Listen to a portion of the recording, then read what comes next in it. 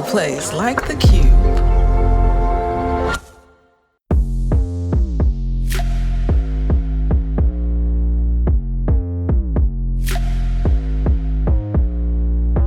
Hey, I'm Adell. And I'm Anna.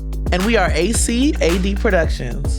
Get ready to nod your head and laugh out loud as we bring an unfiltered perspective to Black life in predominantly white spaces. So, welcome to The Head Nod, Season 1, Black Life at a PWI. A poem. In halls less familiar, I find my space, a Black spirit thriving in an open embrace. PWI's tapestry woven with hues anew, strength and diversity, our stories imbue. Feel real Baltimore. Resilient and bold, our voices resound, shattering barriers where understanding's found. Black at a PWI, we stand side by side, illuminating paths where differences collide. Yes, Chat GPT, the tapestries, we're weaving it. Imbue. Thank you. Welcome to The Head Nod. Boom, boom, boom, boom. You already know, we're back with another episode, and today we are really excited to have Jenn Brown joining us. Okay, she has boom, boom, boom, boom. She has listened to the show. She is a fan of the show, and now we get to hear her story. Now, Jenn Brown was born in Chicago on the West Side, no judgment. Okay, educated in D.C. Okay, groomed in L.A. Okay, you know what? There's a lot of woots in this whole bio situation. We got Chicago here. We got DC representing. Groomed in LA and primed in New York. Writer, producer, and business lady in media. Let's go. Welcome, Jenn, to the show. Thank you, guys. Thank you. I'm so happy to be here. And yes, I have heard the show. I love it. It's a brilliant concept. So thank you guys for bringing this to life. Aww. Oh, shucks. Right? Got me in my field. Yeah. It means a lot, you know. Thank you, Jenn. Now, we always ask our guests to tell us, we already know who you are, but your name, what school you went to, and if your school had a call out. So what you got, Jenn? Oh, okay. Jenn Brown here. The university I went to is the American University in Washington, D.C. And a call out, oh my God. I don't remember what it was. I mean, our mascot is Eagles. Oh, was it Fly? Eagles Fly? No, that's Philadelphia Eagles. That's the football team, right? I was going to take it, though. I want to be like, go ahead, Eagles, fly. Come on, fly, Eagles fly. That's what I heard.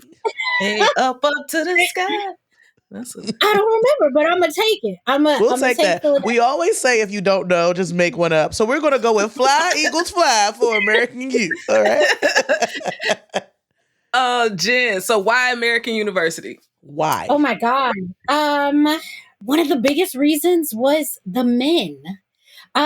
So let me explain what that means. Please do. Tell me more. Yes. I was very boy crazy in high school, but it was very difficult for me to be crazy with boys in high school because I had a 11 p.m. curfew at 17, 18 years old, being from the west side of Chicago. So I was like, Mom, I'm about to, do my thing in college. She was like, okay, fine.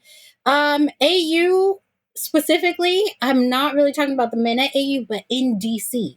As you know, DC has a lot of different schools, right? So you have Howard, you have George Washington University, you have UDC, you have, all the things. Even y'all, hey, listen, give me a hard of hearing, man. As long as he's fine, no problem. Okay?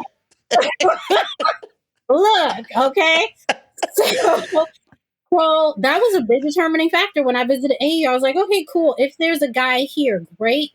But if not, I have all these other schools, So yeah, I have to be honest, that was one of the biggest determining factors. So knowing that going, how did that work out for you? What you got out here? Lady, it worked out well, okay? Yes. Very well. I love this for you. Well, thank you, Anna. I was booed up a lot in school, so I could really tell the listeners, especially if you are a person who is in school right now in DC, I can break down what a Georgetown man was because I had a love thing with a Georgetown man. I had a little cuddle buddy at George Washington University. I had a really good boyfriend at University of Maryland, College Park. A really good boyfriend at AU2.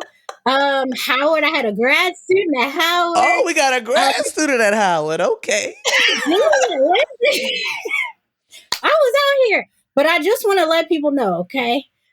Look, I was not having sex with everybody. I know that's what you might hear. Okay, there was a roundaway girl. Okay, no, I had little situations here and there, fun, free, like flirty, clearly. But I got my experience.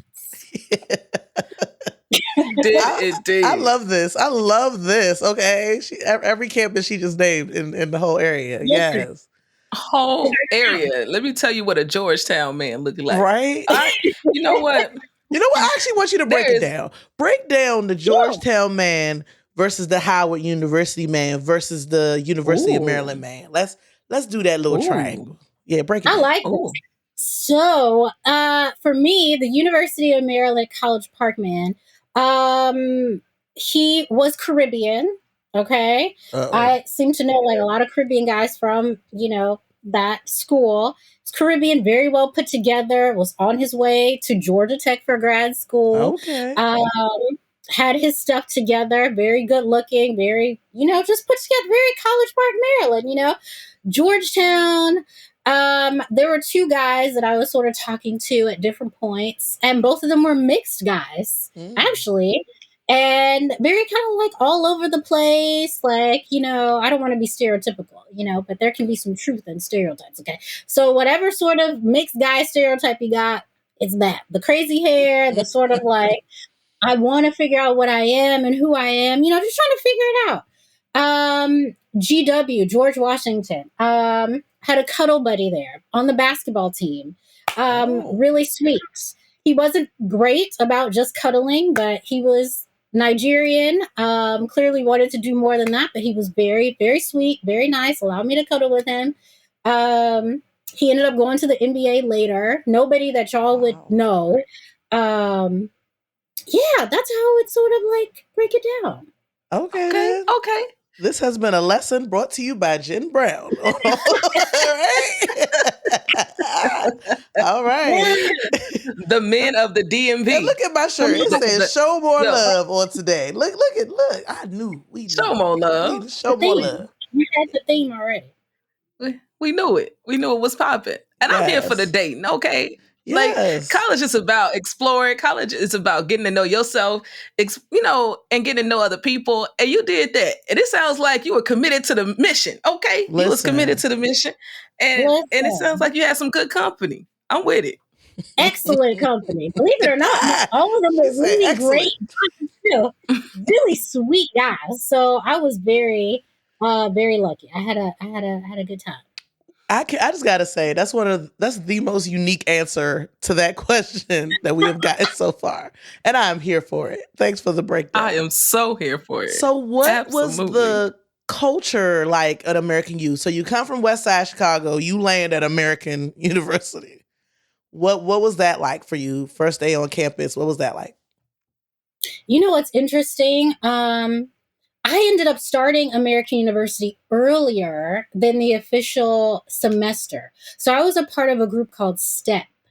And STEP is sort of like a head start for college-bound students of color. So STEP stands for summer, what is it? Enrichment programs, summer transition enrichment program. So they've been doing this for 20 years. And I think we were part of like the first sort of rollout. So I went to school between 2002 to 2006. Okay. So I entered American University summer of 2002 as part of the STEP, class. So you had all of these different, sort of people of color come together. to just make sure that we can acclimate, to school. So the culture really for me started with STEP and understanding that we as a group, we're a special group. We want to be sure that we all graduate, one, and we want to graduate on time, okay? Mm-hmm. Nobody has time to be here for no more than 4 years, okay? So we were all very committed. We got to go or we get out earlier. So the culture for the black people, I guess you could say, was just accountability for each other, specifically. As a whole, I think American University, no matter what color you were, people were really just focused on their studies. American University had a really strong school of communication, which is, what I was there studying to do. So I felt like even the kids in the School of Communication were really close with each other and just supporting each other to, get through school and do our best to move on. Did you find that there were a lot of people of color in the School of Communications?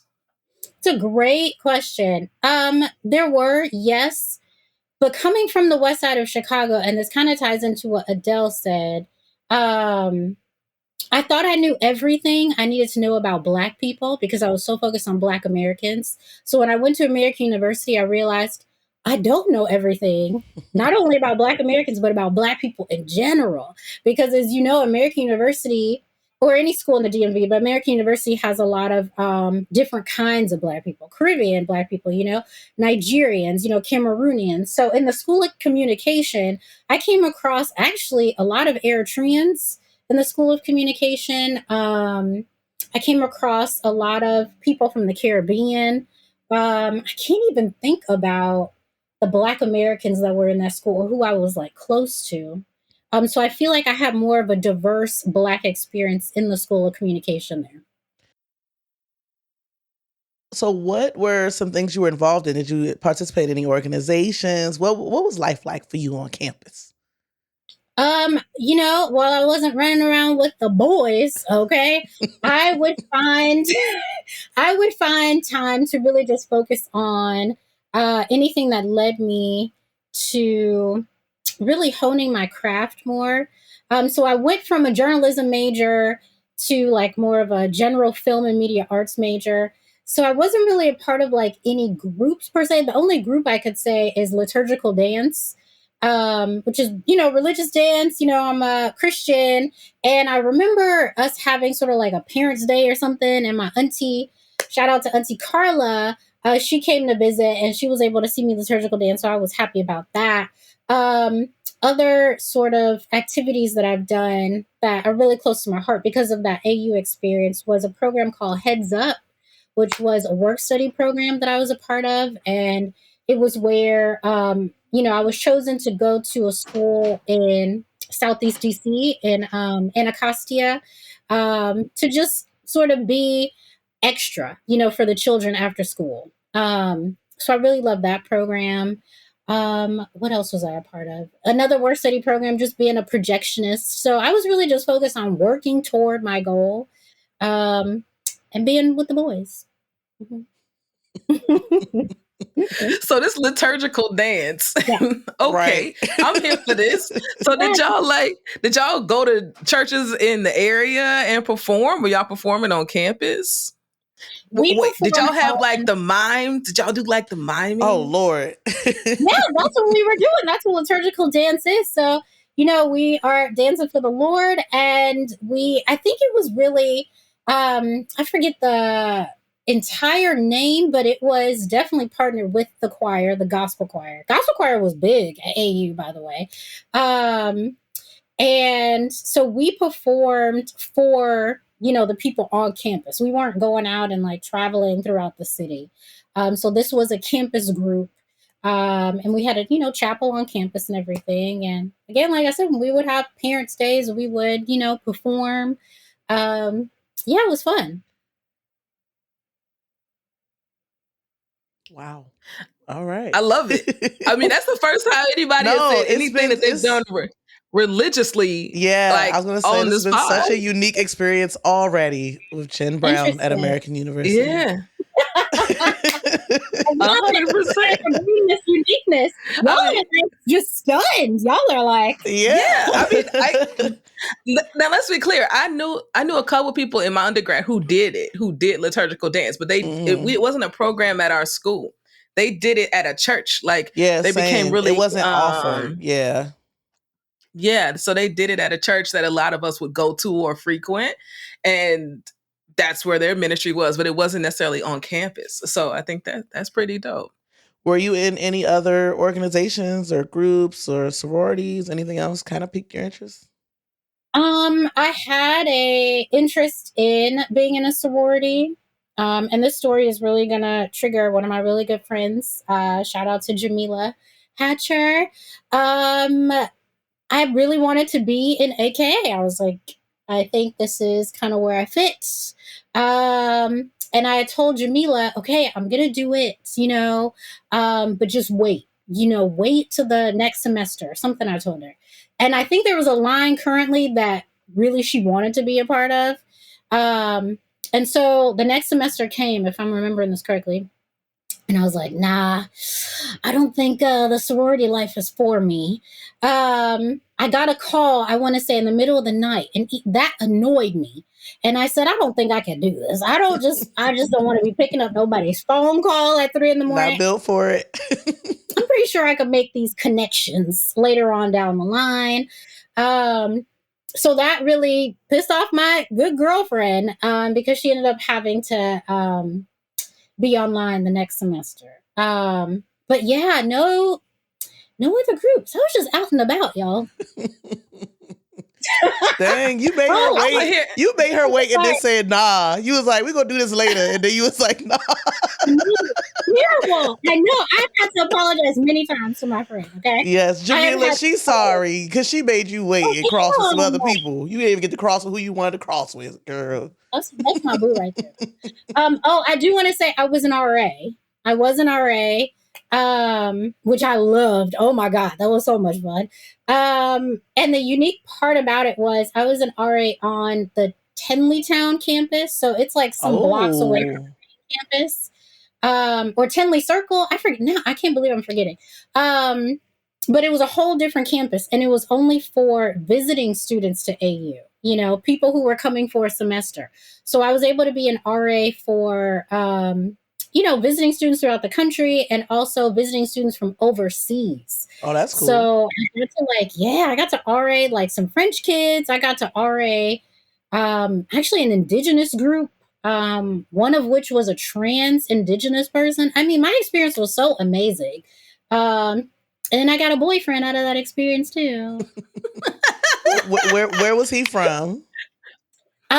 He was from Virginia and he went to a school called Bridgewater College. And so he was at AU for a semester.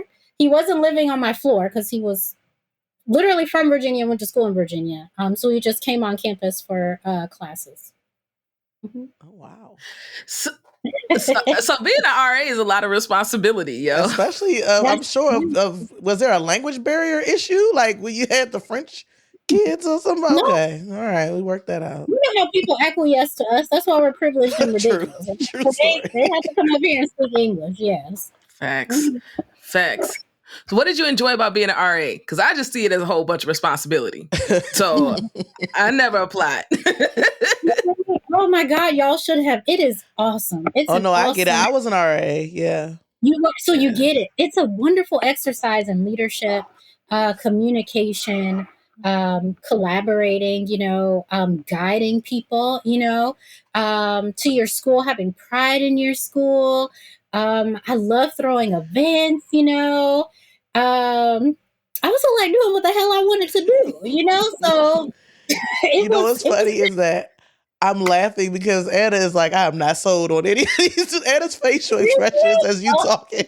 Anna's face the whole time is like, nope, not that, nope. My face just gives it away. What about it just did not appeal to you? I'm curious. I just thought it was a lot. So I was a leader on campus, so I did do things, but I just felt like RAs, you had to care about the whole floor. Like what everybody was doing, patrolling everybody's behavior. Like we friends, but we not friends. Like we cool. We ain't that cool. There's just a lot of balance I think it's responsibility? also like where you RA. Like when I was an RA, I refused to be the RA for freshmen. Like I was not about to like, welcome to college and this is you're going to be. No, because that's then I don't want to be worried about underage drinking and a bunch of other stuff. I was an RA for upperclassmen in like our apartment complex. So it was pretty like chill. All I had to do was put on programs. I had watch parties. You know, we watched the football games and they were big Steelers fans. So watched the Steelers games and provide food, and if people got noise violations, give warnings and or stricter things, and then that was it. I got to live there for free. Yeah, it was pretty chill. That's the other thing, the free part. You get paid. That's amazing. Yeah, now that is a benefit. Now that is something to think about. But yeah, that's what's up. Okay. Yeah. All right. So what were classes like? Oh my God.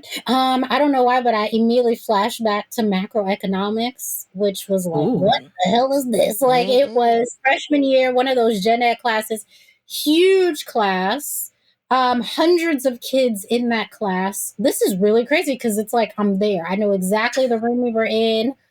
It kicked my butt. So in my freshman year, classes were mostly gen ed. So the classes were huge, right? Hundreds of kids. As I got more of a focus into my degree of film and media arts with a minor in justice, those classes were a lot smaller. So I had one class, gay and lesbian documentary, which I found so fascinating and learned a lot about Harvey Milk and all these amazing people. That class was maybe 15, 20 people, something like that, which was awesome. I had some media arts classes we were in really small rooms, so maybe 15 people as well. Yeah. Did you find that the curriculum, because I studied journalism, radio, TV production, all the things, did you find like the curriculum spoke to your identity as well, or how to tell the stories that you wanted to tell? Did you feel like you got what you needed? I think that I did. I think I got what I needed. Particularly, I don't know why, but with the sort of graphic arts and the photography classes, I really was able to learn how to tell a story visually. In my 9 to 5 job right now as podcast producer for Teray, one of the things that I really love for Teray Show, and one of the things I love is helping design the set and telling a story that way. And I feel like I really got that from AU. So the writing has always been very strong with me and very easy to come by when it comes to writing, right? Journalism and filmmaking, script writing as well. But the visual part, I think, really served me well at AU. That's dope. Love that. And it serves us well at DCP Entertainment. Thanks, Jen. And thank you, American University. Right? Okay. I was going to say, like, you said you did a minor in justice. What brought that on? The writing part is really strong in terms of like knowing how to make an argument about something, no matter what side of the fence is on. I'm able to like kind of convince somebody of something, right? And so I always kind of had this thought, maybe I wanted to be a lawyer. And so the justice part was sort of itching a scratch that I was contemplating.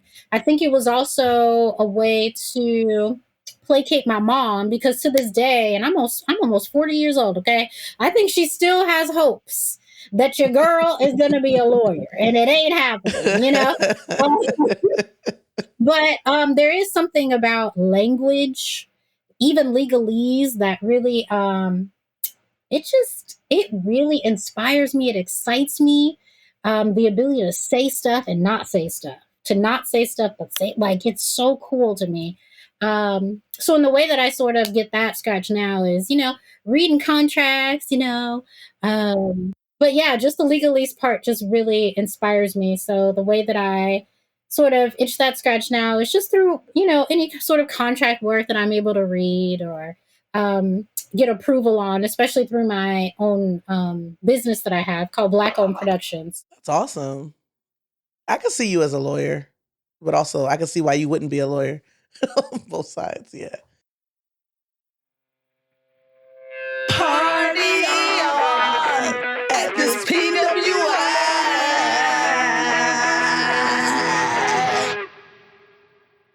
as you know, we have a few segments on our show. And one of our segments is called Rock On. And so when you arrived from the west side of Chicago to American University, what was some music, white type music that you got exposed to that you probably didn't know about until you got there at that predominantly white school? The one that comes to mind is Pour Some Sugar on Me by Def Leppard. Mm-hmm. When I listen, y'all know, because I see Anna's expression. You saw her face? Anna's face is telling her, I swear. Listen, when I was against my will at those white parties at AU, and that song came on, these white people would go crazy. Yes. What is going, like, I'm like, okay, like I must be missing something, okay? Because this is the ish to them. So that song, and then there's Bohemian Rhapsody. Actually, I only knew about that, but that's a cold song, okay? Like that's a song. Yeah. Come on, mad love to Freddie Mercury around here. Yes. Queen.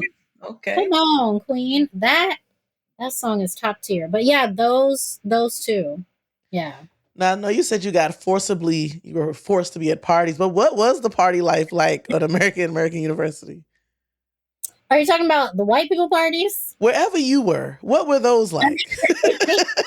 Both. We'll talk about all the things. Okay.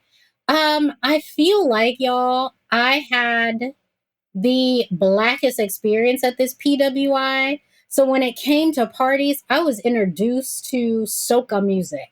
Introduced to dancehall music, introduced to more reggae, introduced to Afro beats, and of course, being in DC, what am I going to hear? Some go-go. So I was just like amazed going to parties because I'm like, what am I listening to? Like, this is crazy. Like, when it came to go-go, no disrespect, Adell, because I know this your city, okay? It's okay. But when I first heard it, I was like, why are these people playing pots and pans and smashing them? Not pots and pans. Yes, girl. The more I listen, I was like, this is fire, Backyard Band. Chuck Brown, who's a legend now. You know what I mean? But yeah, all those things, like, it just really colored my experience at AU, made me appreciate my Black people more too. So yeah, that's the music that was going on at parties. There's no place like home. There's no place like home. There's no place like home. On a real note is clicking your heels 3 times. Like, was there a moment that you wanted to click your heels and go back home and you're just like, this PWI is doing too much? No, ma'am. Never and no, sir. Okay? Like, I never, ever had that. And again, after I graduated from high school, I said to my mom, Mom, when I leave, I'm gone. Okay?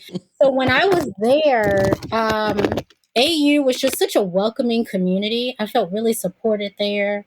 The greater DC area gave me a lot of support as well because, as I said, you have Howard there, you have Georgetown, you have all these different schools, all these different experiences. STEP, being a part of a very special group of people of color to keep you accountable, did not make me miss home. And I have a great home. I had a great childhood. It's the best gift that my mother ever gave me.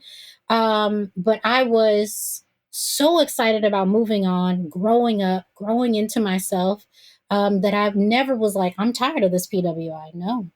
Mm-hmm. And like coming from Chicago, which is massive. Chicago is huge. Like, people don't understand how big Chicago is.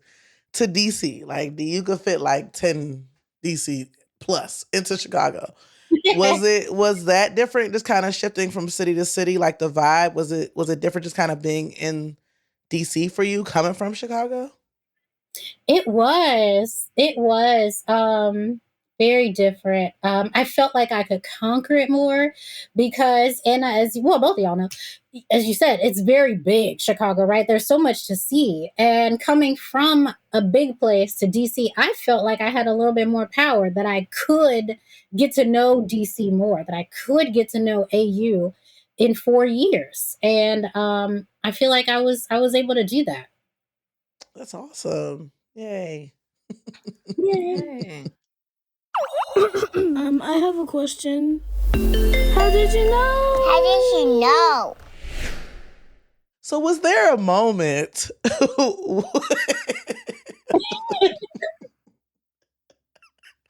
I just love that sweater. Anyway, so was there a moment that was literally the opposite, where, you were just like, I made it, I'm here, this is good, like, where you felt good about being there, you knew it worked? Was there like an aha moment for that?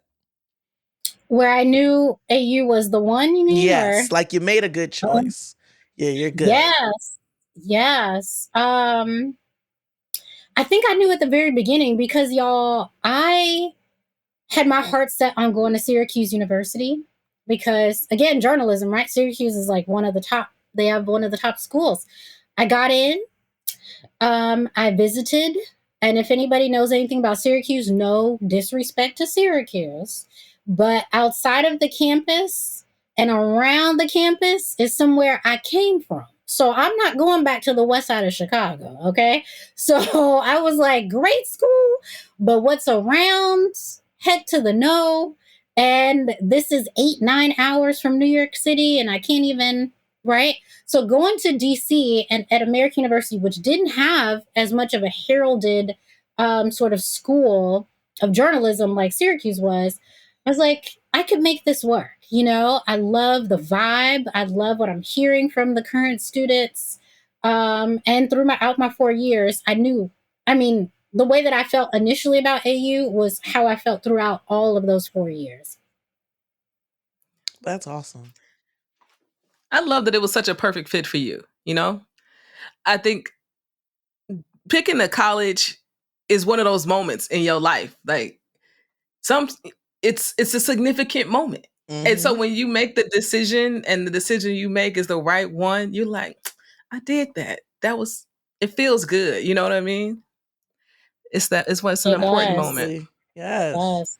I thought you were going to say you didn't pick Syracuse because, you came to D.C. area for the men's and just the men's wasn't popping at Syracuse. I was waiting for that. I was like, what do the men's like up there? She was like, when I visit, no knock. As someone who went to school it was a good guess, Adell. It was a good guess as to where I could have possibly went, but no. I'm telling you, as someone who went to Ithaca College, which is not far from Syracuse at all, the men's is different. They ain't the same.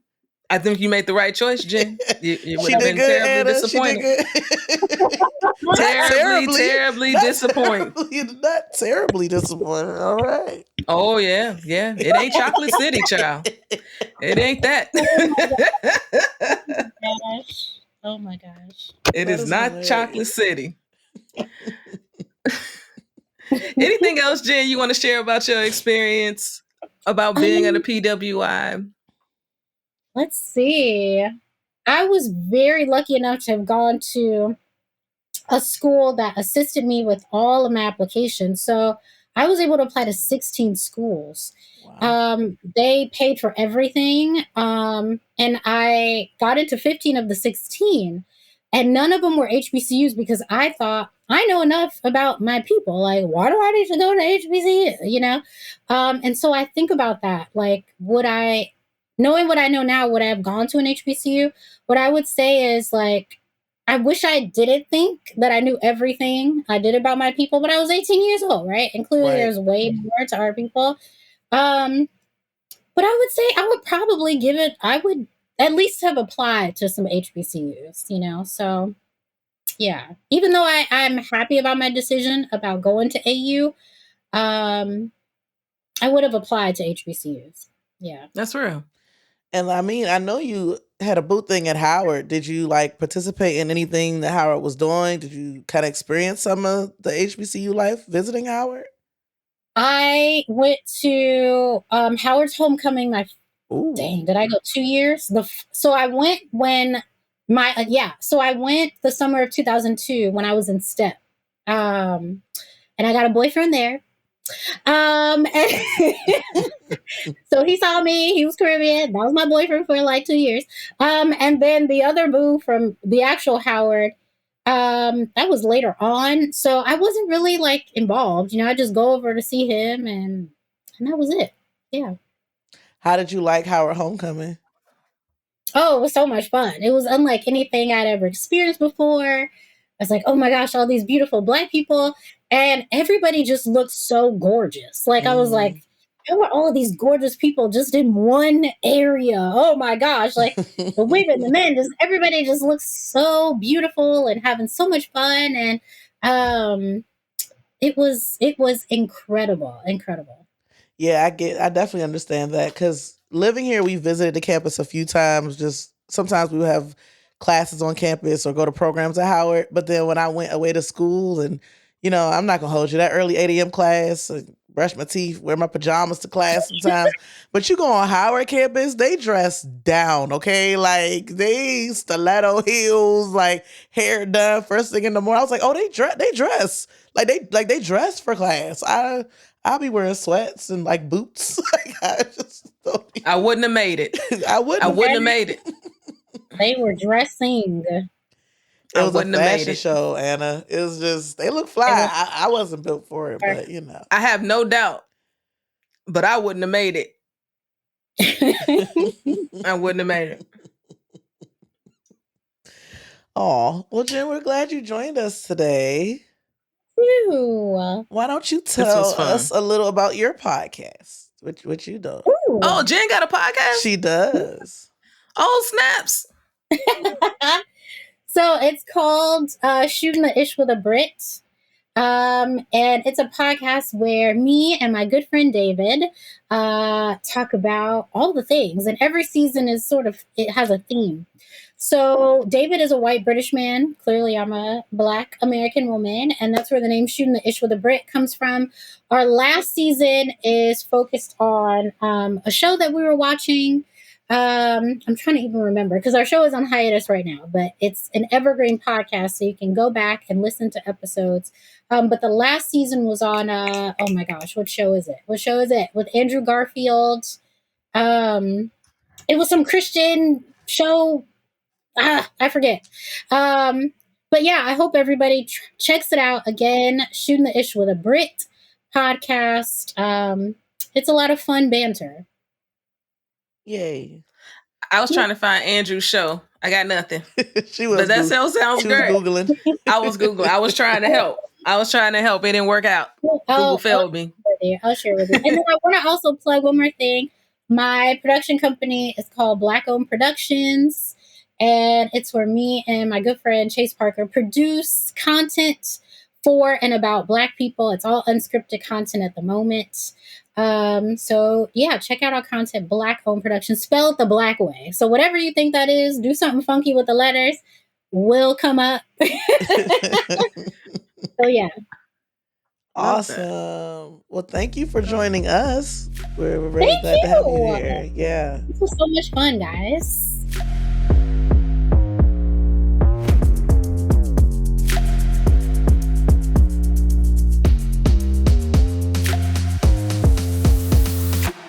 Thank you for tuning in to the Head Nod Podcast. Don't forget to subscribe and follow us on the Qube app and at DCP Official across social.